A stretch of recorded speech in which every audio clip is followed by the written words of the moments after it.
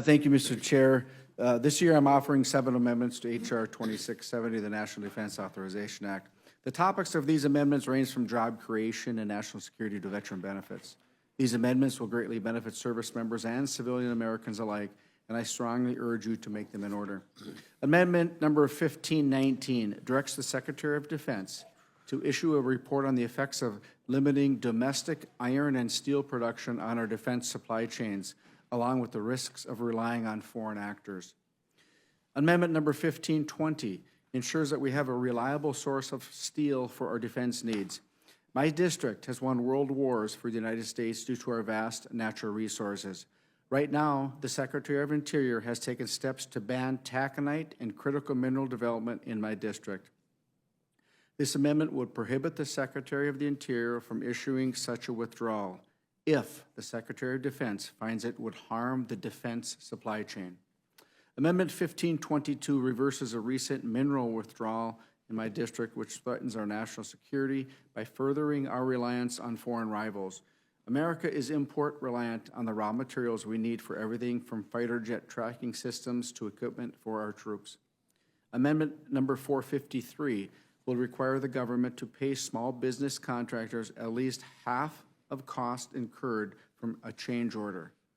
By eliminating the unexpected financial burdens of small contractors, we will see more small businesses competing for federal contracts and more economic prosperity in our communities. Amendment 1515, it will eliminate the enrollment fees for TRICARE Select service members who retired before January 1st of 2018 and cap the enrollment fee for those who retire afterwards. As a reminder, it was Congress who snuck in a provision to the FY 2017 NDAA to create these new enrollment fees and placed a financial burden on our service members who have sacrificed so much for our country. This amendment will right this wrong. Amendment 1516 will allow the Navy to solicit contacts from non-home port shipyards for maintenance work should the shipyards meet the Navy's requirement for ship repair work. It is well past time to give the Navy the authority it needs to reduce its maintenance backlog and better address our military readiness. I know the shipyards in the Great Lakes stand ready, able, and willing to serve. And finally, Mr. Chair, I'm offering amendment number 581. During the last week of June, Minnesota lost the lives of 2 young men in the cold and rough waters of Lake Superior. This is an absolute tragedy. I am grateful to our United States Coast Guard service members who responded to the call for service.